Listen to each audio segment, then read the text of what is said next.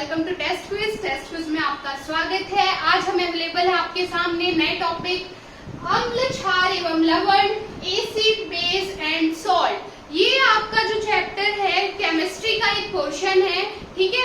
ये बहुत ही important chapter है। आपके बोर्ड एग्जाम में इस चैप्टर से क्वेश्चंस अक्सर पूछे जाते हैं, ठीक है। आपको बेसिक अम्ल, क्षार और लवण का आज की क्लास में हम देखने वाले हैं कि क्या होते हैं अम्ल, क्षार और लवण, ठीक है।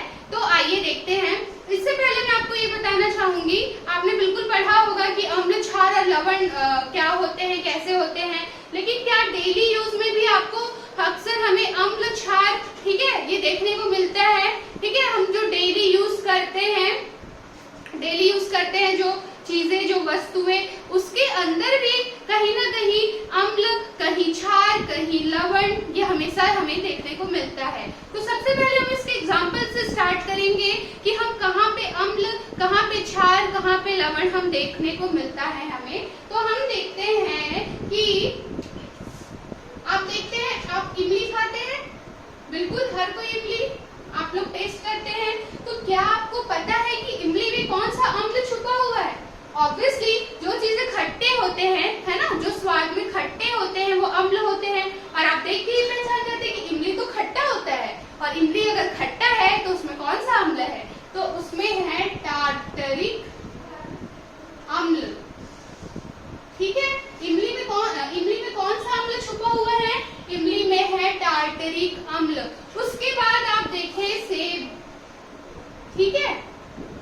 सेब में आप देखेंगे, सेब में अगर आप देखते हैं तो सेब में कौन सा अम्ल छुपा हुआ है? कभी कभी हमें सेब मीठा भी मिलता है और कभी लिटिल बिट खट्टा भी हो जाता है, ठीक है। तो सेब में कौन सा अम्ल है? तो सेब में है मैलिक अम्ल, ठीक है। तो इमली में है टार्टरिक और सेब में है मैलिक अम्ल, ठीक है। अब हम क्या देखते हैं, हम खाते हैं टमाटर। टमाटर में कौन सा अम्ल है आपको पता है? तो टमाटर में है ऑक्सैलिक अम्ल। टमाटर में कौन सा है?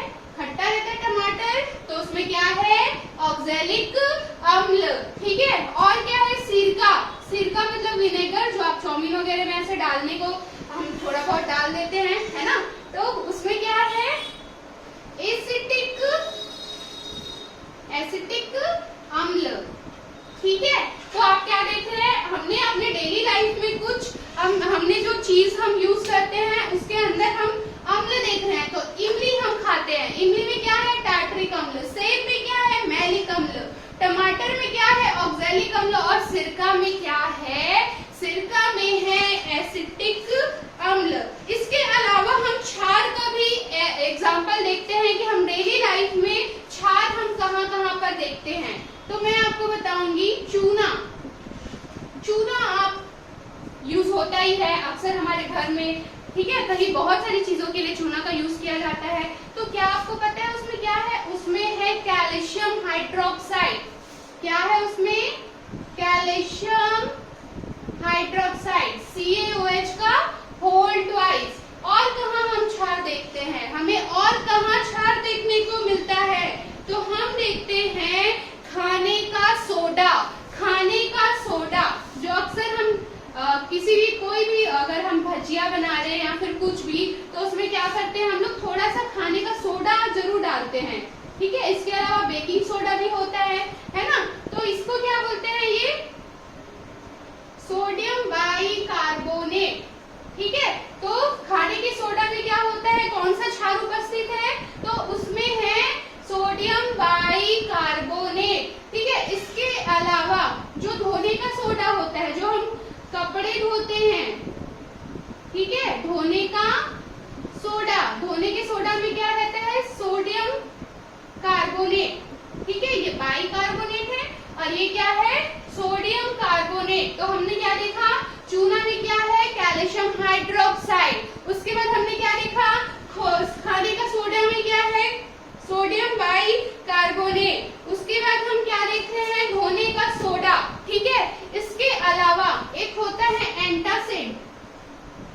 एंटासिड जैसा कि नाम से ही हमें दिख रहा है, एसिड का उल्टा, या फिर इसे हम कहें प्रति अम्ल। तो बिल्कुल इसमें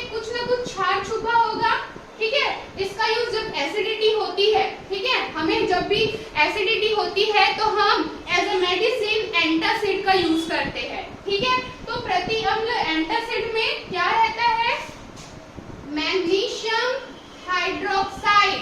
ठीक है, तो हमने क्या देखा, हम डेली यूज में अम्ल और क्षार का यूज करते हैं। ये बहुत इंपॉर्टेंट है आप लोगों के लिए, इसलिए मैं आपको ये बताना चाह रही हूँ और ये आप लोगों को याद भी होना चाहिए कि हम ये कुछ प्रोडक्ट्स डेली लाइफ में अपने यूज करते हैं, तो हमें इतना तो पता होना चाहिए ना कि इसमें कौन सा अम्ल है, क्या इसमें अम्ल है या क्षार है। अगर अम्ल है तो कौन सा अम्ल है, अगर क्षार है तो कौन सा क्षार है। तो हम क्या देख रहे हैं, इमली में है टार्टरिक अम्ल, सेब में है मैलिक अम्ल, टमाटर में है ऑक्सैलिक अम्ल, सिरका में है एसिटिक अम्ल। क्लियर। नाउ अगर हम क्षार की बात करें, ठीक है, क्षार में क्या है, चूना में है कैल्शियम हाइड्रोक्साइड। ठीक है, खाने का सोडा में क्या है, सोडियम बाइकार्बोनेट, धोने का सोडा क्या है, सोडियम कार्बोनेट, और क्या है, एंटासिड, जिसे हम कह रहे हैं प्रति अम्ल। इसमें क्या है, इसमें है मैग्नीशियम हाइड्रोक्साइड। ये तो हम लोगों ने देख लिया एग्जाम्पल कि कहाँ हमें अम्ल दिख रहा है और कहाँ हमें क्षार देखने को मिल रहा है। लवण क्या है, लवण क्या है, जल और पानी के अम्ल और क्षार के मिश्रण को ही जब अम्ल और क्षार आपस में क्रिया करते हैं तो वो क्या बनाते हैं, वो बनाते हैं लवण। ठीक है, ये है। अब हम थोड़ा सा एग्जाम्पल देखते हैं, मतलब कि अगर आपको अम्ल और क्षार पहचानना है, ठीक है, जैसे कि कौन से अम्ल है और कौन क्षार है। ठीक है, ये अगर आपको देखना है तो इसका हम थोड़ा सा बाइफरकेशन देखते हैं कि अम्ल कैसे होते हैं। अम्ल क्या होते हैं, स्वाद में खट्टे। आपको पता है अम्ल कैसे होते हैं, स्वाद में कैसे होते हैं, खट्टे।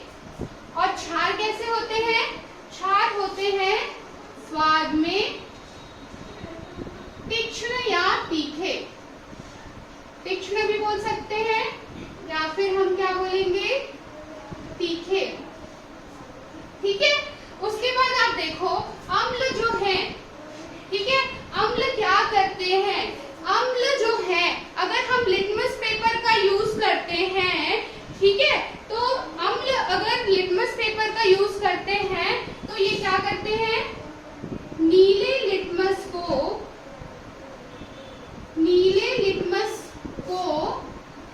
लाल कर देते हैं ये। ठीक है, और क्षार जो होते हैं, क्षार नीले लिटमस को लाल लिटमस को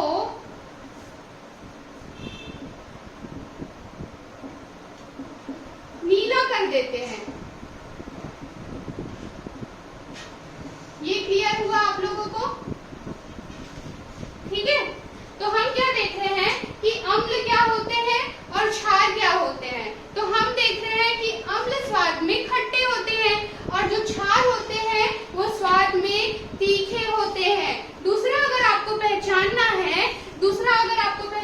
है कि अम्ल क्या करते हैं, तो अम्ल नीले लिटमस को लाल कर देते हैं और जो क्षार होते हैं वो क्षार क्या करते हैं, क्षार लाल लिटमस को नीला कर देते हैं। ठीक है, क्लियर हुआ आपको? उसके बाद नेक्स्ट प्रॉपर्टी अगर आप अम्ल की देखेंगे, अगर अम्ल किसी भी धातु के साथ क्रिया करके, अम्ल किसी भी धातु से क्रिया करके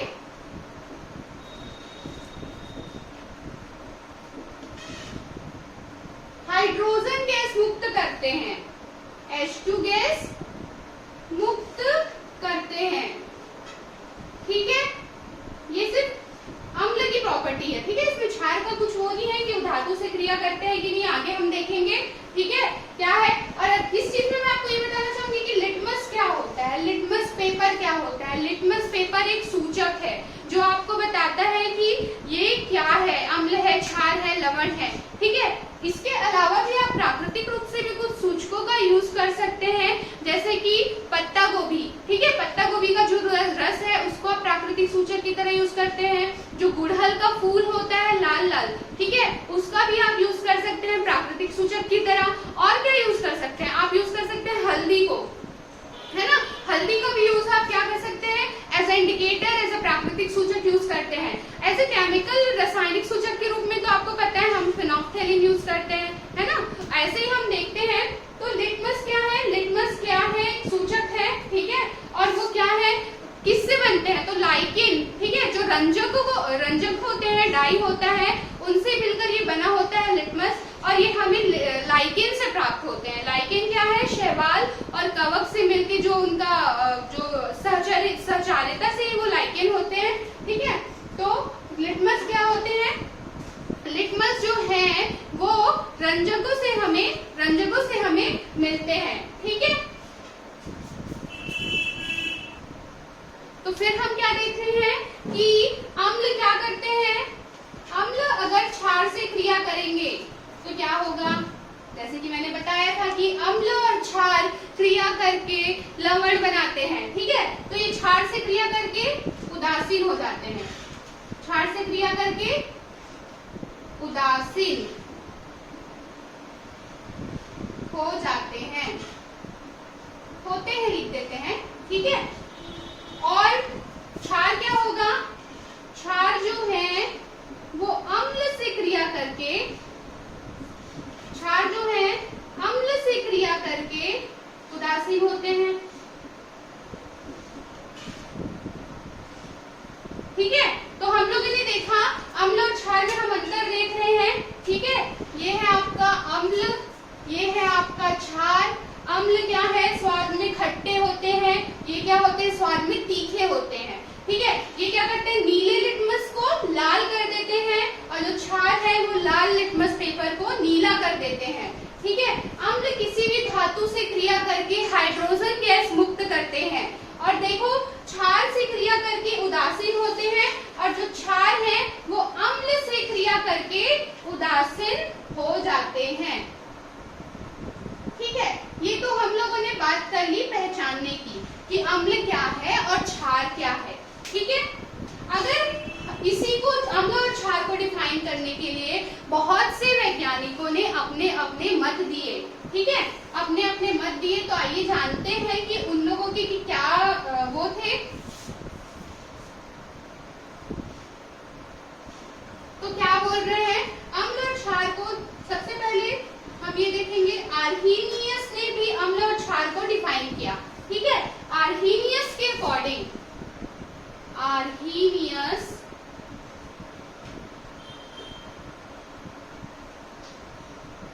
आर्हीनियस के अनुसार अम्ल क्या है और क्षार क्या है, ठीक है। तो जो विलयन में H+ दाता होते हैं, ठीक है, विलयन में, जलीय विलयन में, फिर से लिख देते हैं इसे, जो एक्वस सॉल्यूशन होता है या फिर जलीय विलयन में H+ दाता, तो आर्हीनियस के अनुसार जो अम्ल है वो क्या है, H+ दाता, H+ आयन को डोनेट जो करता है वो कौन है, वो है अम्ल, ठीक है। क्षार में क्या होगा, जलीय विलयन में क्या करेंगे, ये OH- आयन को दाता होते हैं, ठीक है। क्लियर, एग्जांपल देखते हैं कि H+, जैसे कि HCl है, HCl क्या है, एक अम्ल है, ठीक है। तो HCl का अगर एक्वस सॉल्यूशन में हम देखेंगे, एक्वस सॉल्यूशन में, तो ये क्या करते हैं, H+ आयन को डोनेट कर देते हैं, ठीक है, H+ दाता होते हैं। उसी का जब NaOH देखते हैं, NaOH का एक्वस सॉल्यूशन देखेंगे हम, ठीक है, NaOH का एक्वस सॉल्यूशन देखेंगे तो ये क्या करते हैं, Na+ OH- आयन को डोनेट कर देते हैं। और हमें पता है कि NaOH क्या है, एक क्षार है ना, और HCl क्या है, एक अम्ल है ना। तो आप यहाँ पे देख पा रहे हैं कि जो क्षार है वो क्या है, OH- को डोनेट कर रहा है, और जो अम्ल है वो क्या कर रहा है, वो वो H प्लस आयन को डोनेट कर रहा है। तो आर्हीनियस के अकॉर्डिंग आर्हीनियस ने ये कहा कि जो भी विलयन है, ठीक है, जो भी सब्सटेंस है विलयन, ये जली विलयन के लिए काम करते हैं, जो H प्लस डोनेट करेगा, जो H प्लस दाता होगा वो होगा अम्ल, और जो OH माइनस आयन दाता होगा वो होगा क्षार। क्लियर? अब उसके बाद एक और वैज्ञानिक आए, Bronsted and Lowry. Bronsted and Lowry. तो ब्रास्टेड एंड लॉरी के अकॉर्डिंग ब्रास्टेड एंड लॉरी ने ये कहा कि जो H प्लस आयन दाता होंगे, जो H प्लस आयन दाता होंगे वो कौन होंगे? वो होंगे अम्ल। ठीक है, तो ब्रास्टेड एंड लॉरी ने ये कहा जो H प्लस दाता होते हैं वो होते हैं अम्ल। ठीक है, और जो ब्रास्टेड एंड लॉरी ने ये कहा कि जो H प्लस आयन ग्राही होंगे, जो H प्लस आयन को ग्रहण करेंगे, ठीक है, ये इसका सिद्धांत अलग है। ठीक है, जो H प्लस ग्राही होंगे वो क्या होंगे? क्षार। तो आप इसका एग्जांपल देख सकते हैं, जैसे कि HCl हम ले लेते हैं।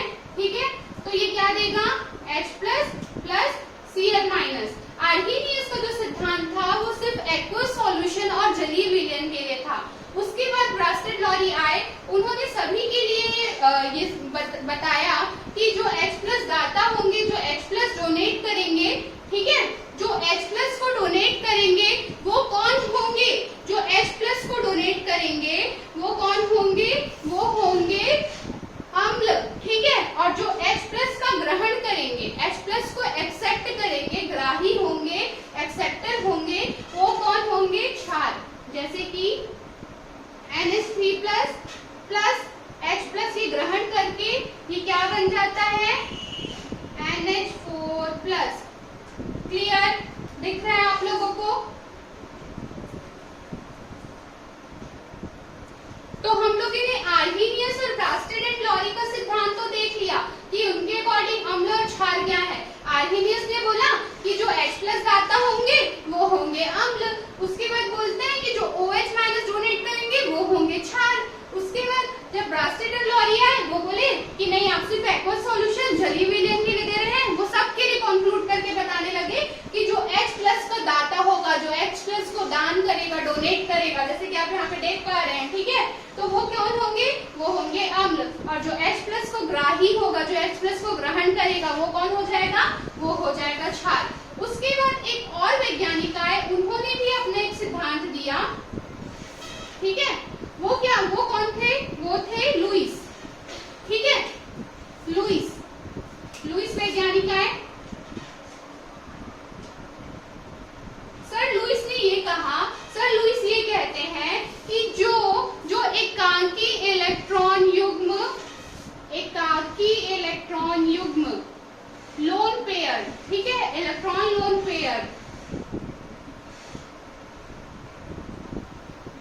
ठीक है,